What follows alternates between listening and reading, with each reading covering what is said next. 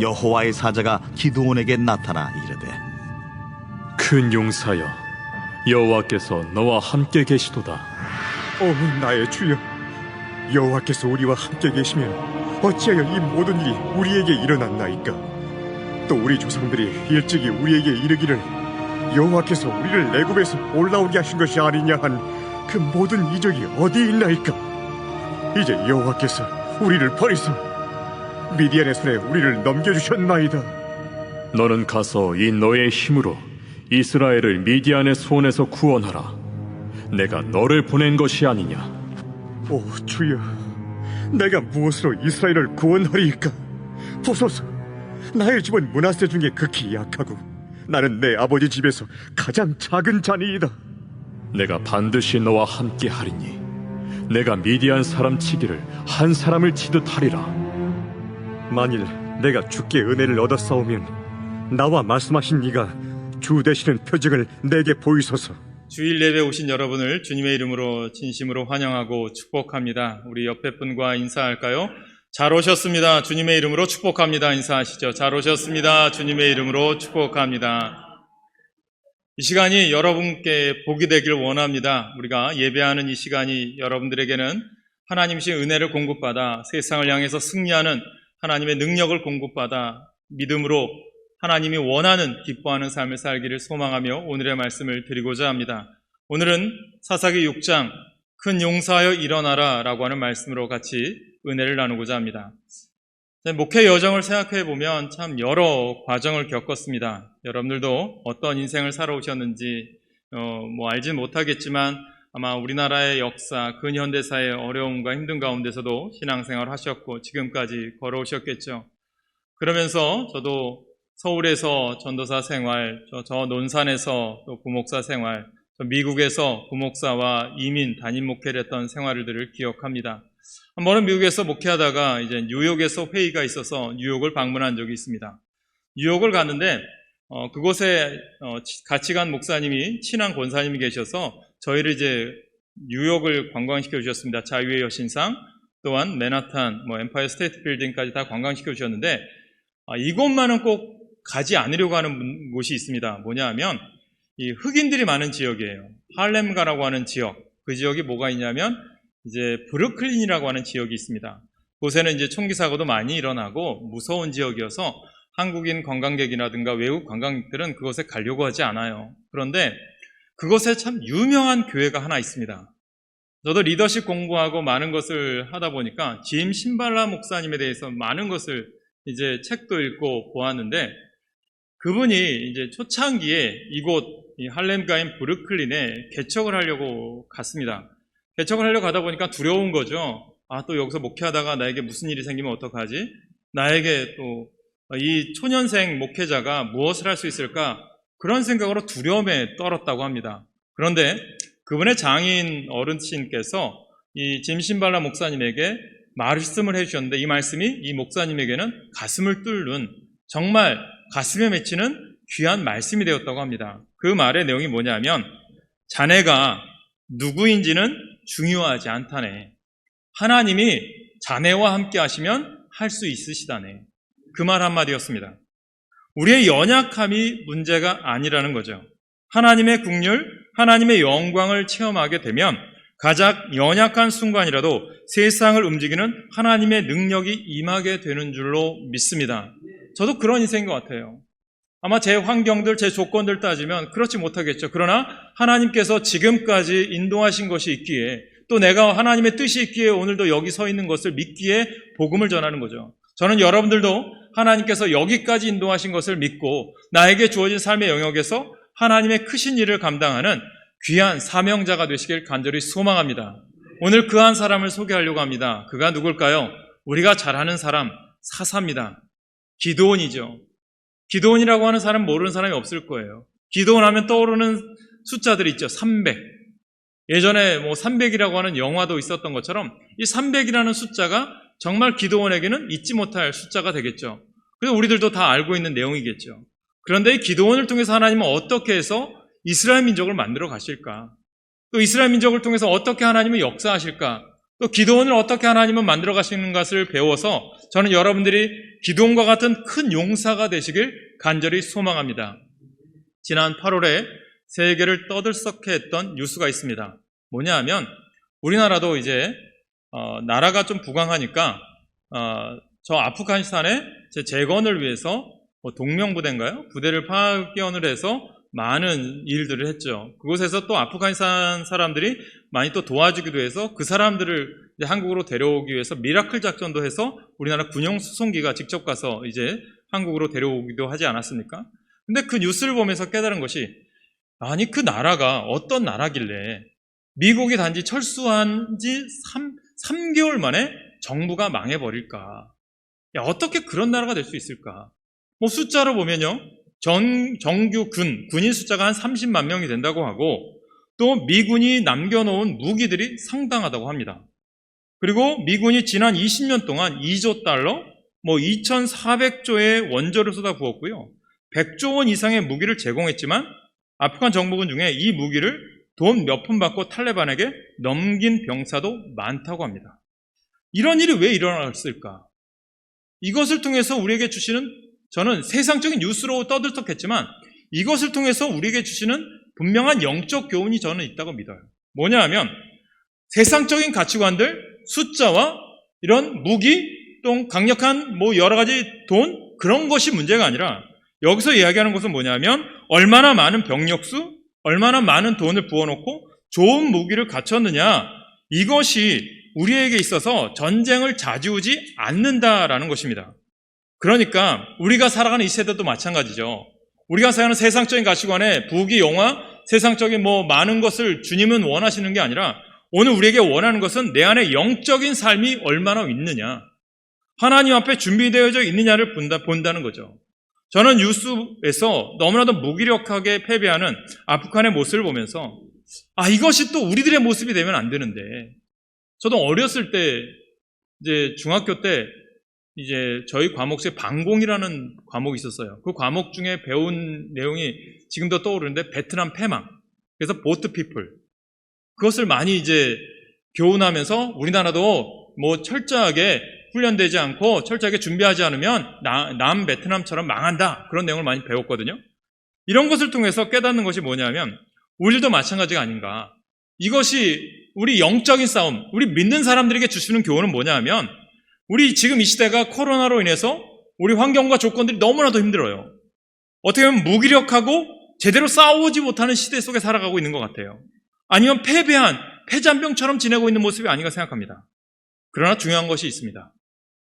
뉴스엔조이를 보니까 우리나라의 기독교 인구가 작년에 비해서 한 40만 명 이상이 전 교단에서 다 줄었다고 합니다.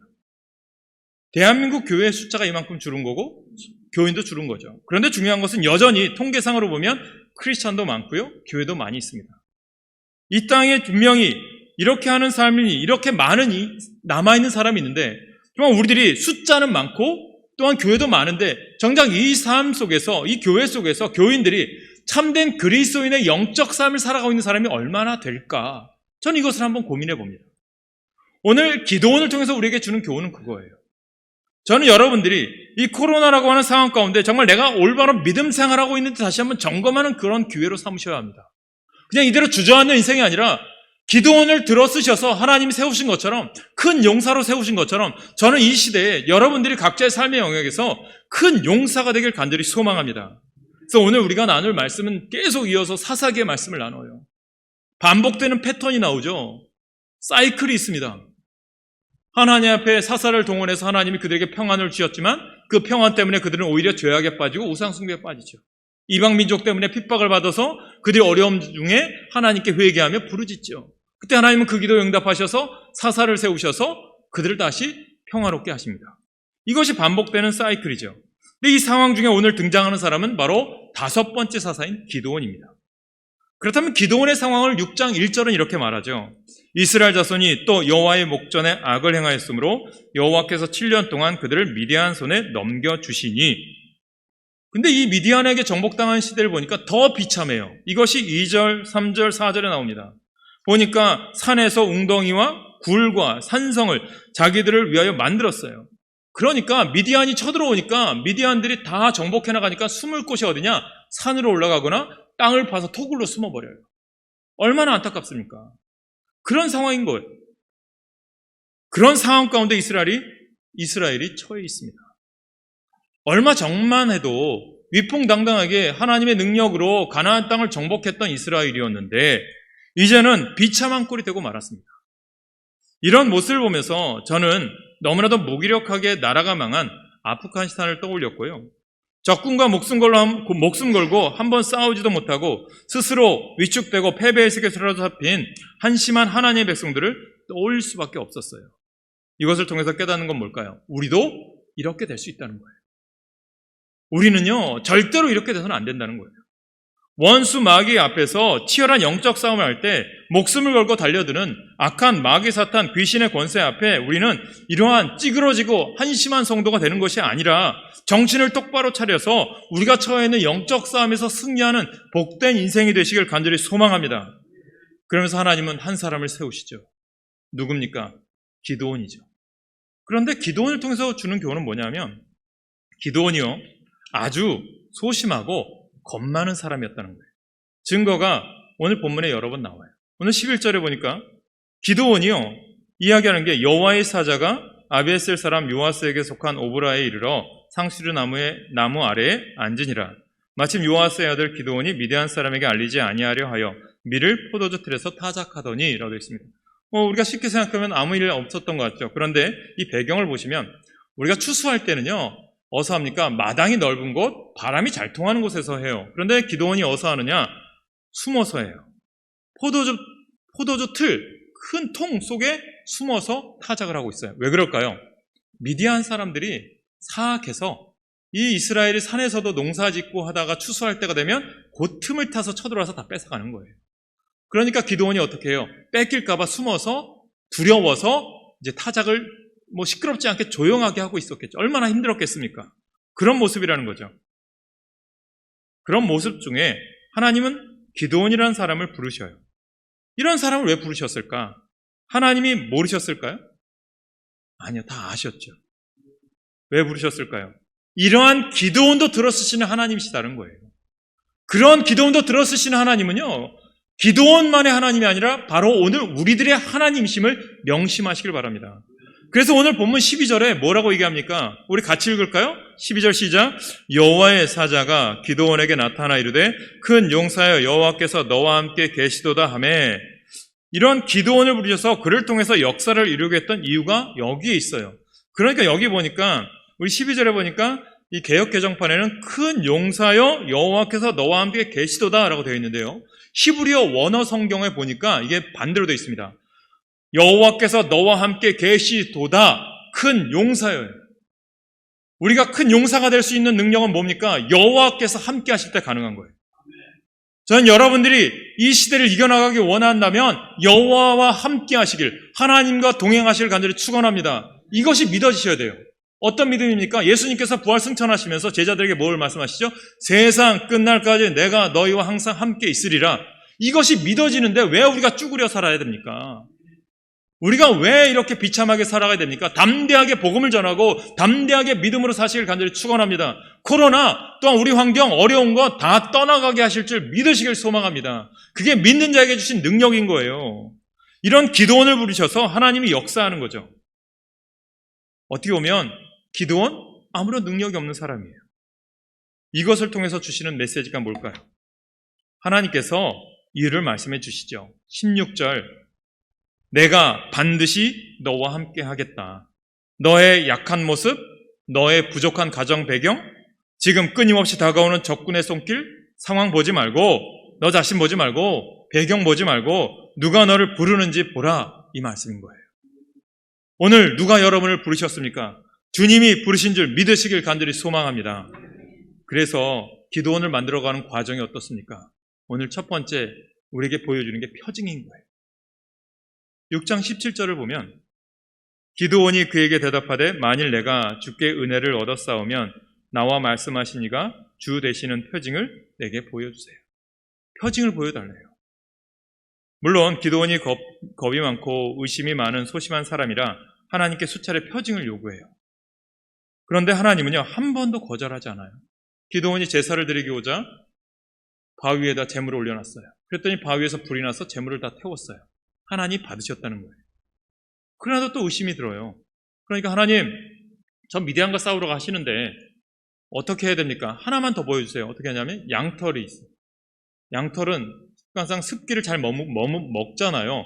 그래서 하나님께서 특별히 이 지역은 이 단에서 브엘세바까지는 지중해에서 오는 이 이슬이 아침마다 내립니다. 그래서 이것이 정말 비옥한 땅을 단에서 브엘세바까지라고 해서 가나안 땅을 비옥한 땅이라고 얘기를 해요.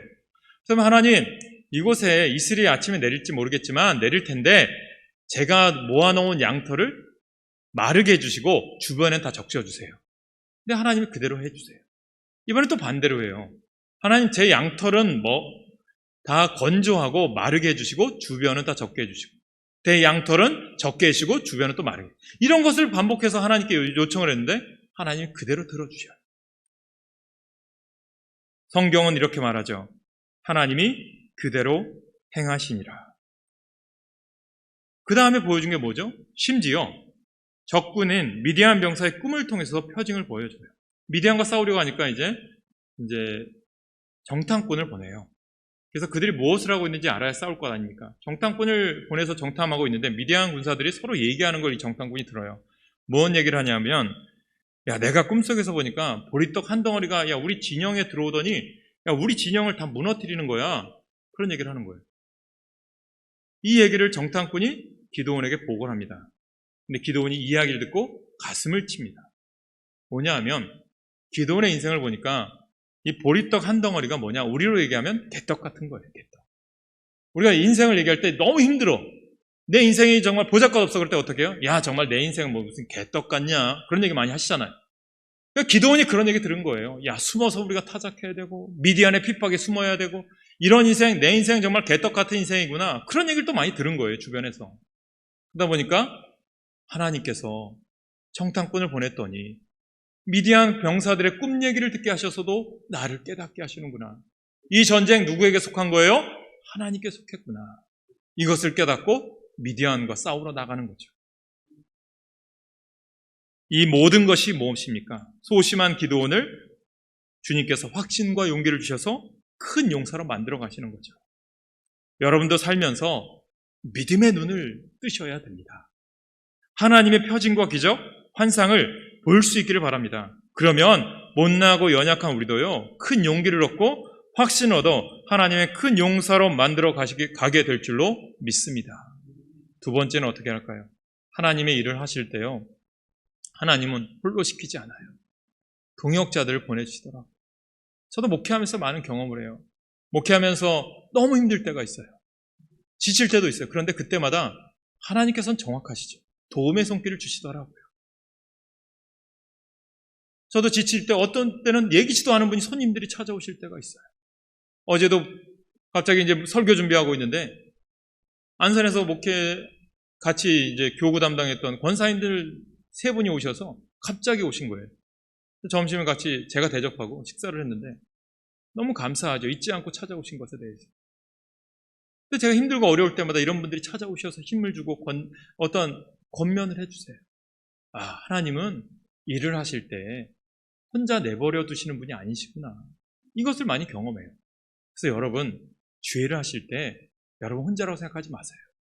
하나님도 함께 하시지만 여러분 주님께서 동역자들 보내실 줄 믿습니다.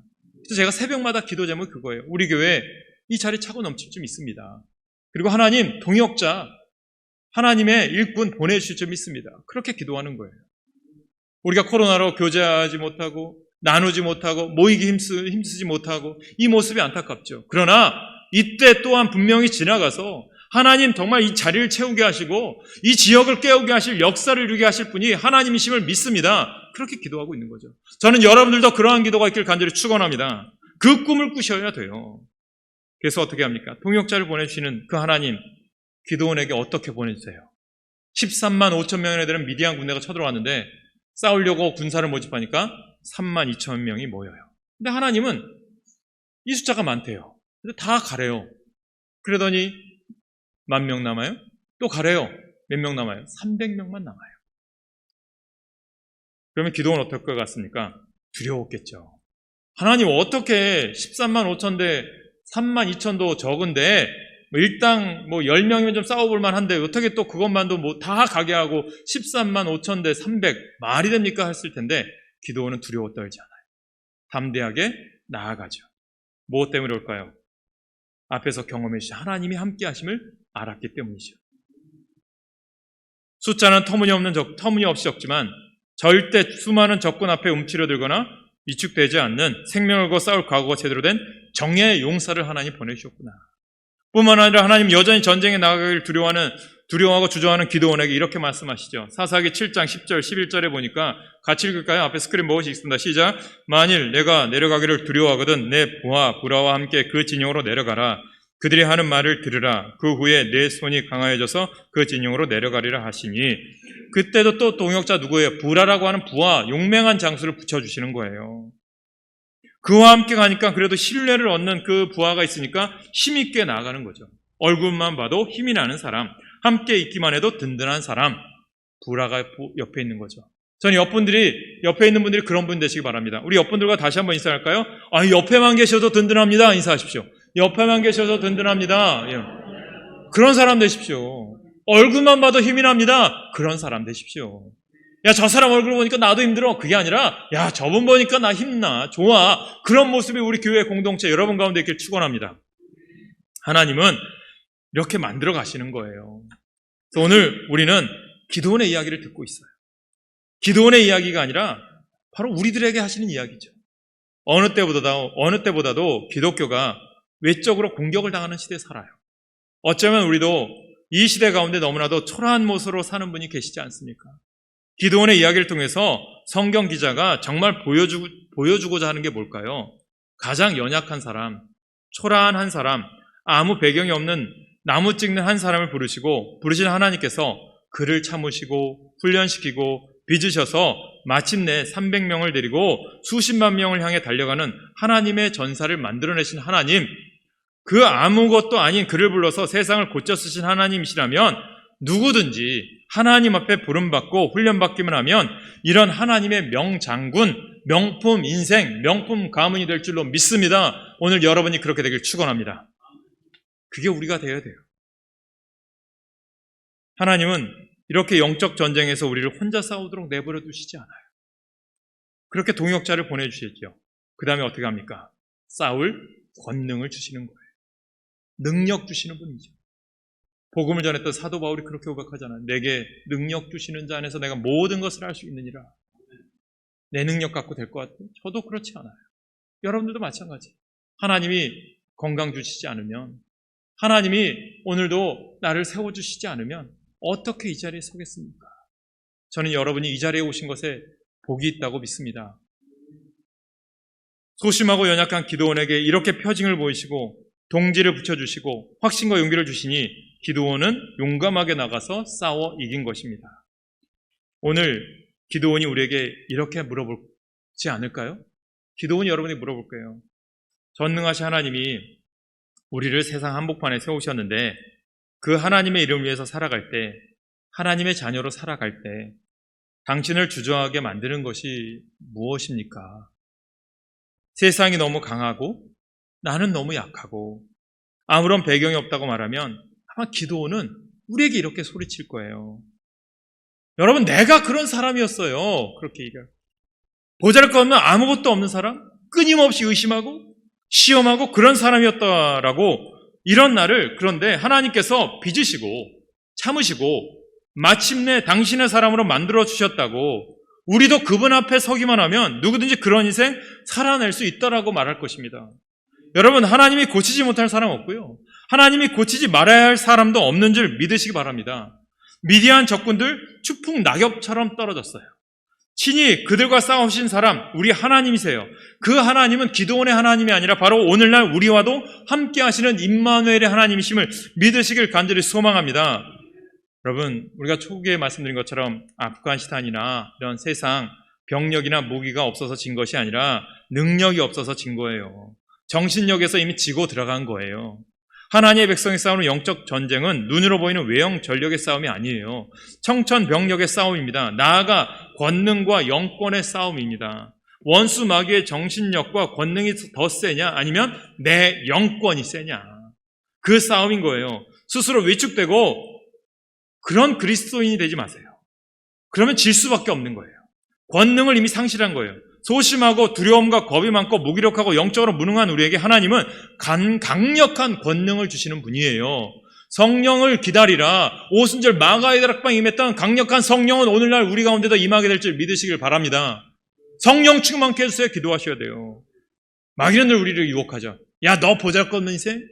너 같은 인생? 야, 너 찌그러져 있어. 그렇게 비관하겠죠.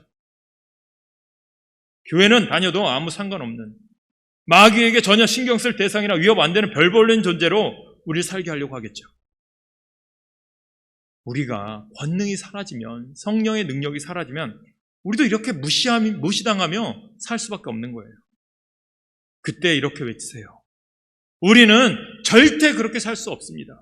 하나님의 자녀는 절대 그렇게 못나지 않았습니다. 나는 하나님의 거룩한 형상을 닮은 사람입니다. 고백하세요. 오늘날 하나님이 필요로 하는 사람, 세상과 짝하여 세상과 균형을 맞추며 살아가는 사람이 아니라 세상 한복판에서 전능하신 하나님, 창조주 하나님, 우리를 구원하신 하나님의 이름답게 살아가는 그런 한 사람, 오늘날 세상이 기대하는 사람이 바로 이런 사람 아닐까요? 저는 그 모든 사람이 여러분 가정, 자녀 모두가 되시길 간절히 축원합니다.